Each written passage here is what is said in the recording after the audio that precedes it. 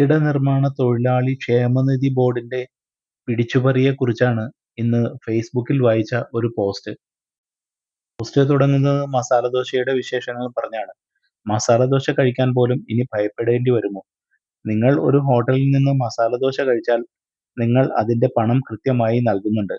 എന്നാൽ പണം കൊടുത്ത് ഇറങ്ങി കുറച്ച് നാളുകൾക്ക് ശേഷം നിങ്ങൾക്ക് മസാലദോശ കഴിച്ചതിന്റെ വകയിൽ മസാലദോശയിൽ ഉണ്ടായിരുന്ന ഉള്ളി കൃഷി ചെയ്ത ഉള്ളി തൊഴിലാളികൾക്കും കിഴങ്ങ് കൃഷി ചെയ്ത കിഴങ്ങ് തൊഴിലാളികൾക്കും എന്നിങ്ങനെ വിവിധ തൊഴിലാളികൾക്ക് ക്ഷേമനിധിയിൽ അംഗത്വമുള്ളവരുടെ ക്ഷേമനിധിയിലേക്ക് പണം അടയ്ക്കണം എന്ന് പറഞ്ഞ് നോട്ടീസ് ലഭിച്ചാൽ നിങ്ങൾ എന്താണ് ചെയ്യുക? ഇനി കാര്യത്തിലേക്ക് കടക്കാം. കെട്ടിടങ്ങൾക്ക് നികുതി അടയ്ക്കാൻ നോട്ടീസുകൾ വന്നുകൊണ്ടേയിരിക്കുന്നു.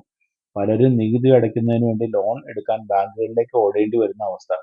നികുതി പിരിക്കുന്ന സംസ്ഥാന കെട്ടിട നിർമ്മാണ തൊഴിലാളി ക്ഷേമനിധി ബോർഡ് ഈ കെട്ടിട നിർമ്മാണ തൊഴിലാളി ക്ഷേമനിധി ബോർഡിന്റെ പരിധിയിൽ വരുന്ന അംഗങ്ങളുടെ ക്ഷേമ പദ്ധതികൾക്ക് ഉപയോഗിക്കാനാണത്രേ ഈ കാശ് മുഴുവൻ ജനങ്ങളിൽ നിന്ന് പിടിച്ചു വാങ്ങുന്നത്.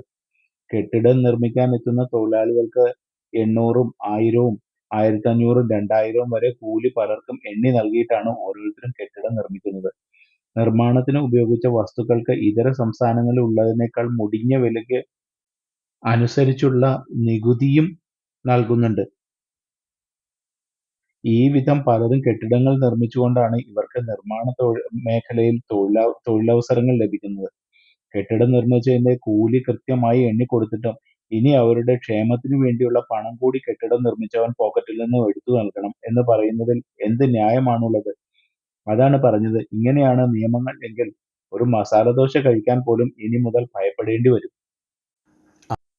അവനവന്റെ പണം കൊണ്ട് വീട് നിർമ്മാണത്തിന് വേണ്ടുന്നതെല്ലാം നികുതി അടച്ചു വാങ്ങിയാൽ തൊഴിൽ ചെയ്തവർക്ക് കൂലിയും നൽകി കെട്ടിടം നിർമ്മിച്ചതിന് ആ കെട്ടിടം നിർമ്മിച്ച തൊഴിലാളികൾക്ക് ക്ഷേമനിധി നൽകാനാണെന്ന പേരും പറഞ്ഞ് ഈ കെട്ടിട ഉടമയിൽ നിന്ന് നികുതി ഈടാക്കുന്ന നെറുകെട്ട നിയമത്തെ ചോദ്യം ചെയ്യാൻ ഒരു ജനപ്രതിനിധിക്കും ആവില്ല.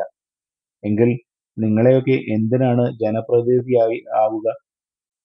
കെട്ടിട നിർമ്മാണ മേഖലയിലാവട്ടെ മിക്കയിടത്തും കൂടുതലും ബംഗാളികളാണ് ഇപ്പോൾ. പിന്നെ ഈ പിരിച്ചെടുക്കുന്ന തുക മുഴുവൻ ഇതര സംസ്ഥാനങ്ങളിലേക്ക് അയച്ചു കൊടുക്കുകയാണോ ചെയ്യുന്നത്? ഇപ്പോൾ കെട്ടിടം നിർമ്മിച്ച് കംപ്ലീറ്റേഷൻ സർട്ടിഫിക്കറ്റിന് വേണ്ടി അപേക്ഷിക്കുമ്പോൾ കെട്ടിടം നിർമ്മിച്ചതിന്റെ തുകയുടെ നിശ്ചിത ശതമാനം തൊഴിലാളി ക്ഷേമനിധി ബോർഡിലേക്ക് അടച്ചതിന്റെ റെസീപ്റ്റും കൂടി സമർപ്പിച്ചാൽ മാത്രമേ അപേക്ഷ സ്വീകരിക്കുകയുള്ളൂ എന്ന വിധത്തിലാണ് കെ-സ്മാർട്ടിന്റെ സോഫ്റ്റ്വെയർ നിർമ്മിച്ചിട്ടുള്ളത്.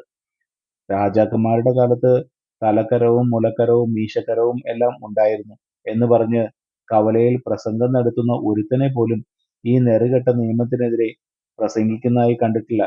എങ്ങനെ കാണാനാണ്? ഇതിന്റെയൊക്കെ വിഹിതം കൃത്യമായി വീതം വെച്ച് അവർക്കൊക്കെ കയ്യിലേക്ക് എത്തുന്നുണ്ടല്ലോ. പിന്നെ എങ്ങനെയാ ഇവർക്കൊക്കെ ഇതിനെ എതിർക്കാൻ തോന്നുക?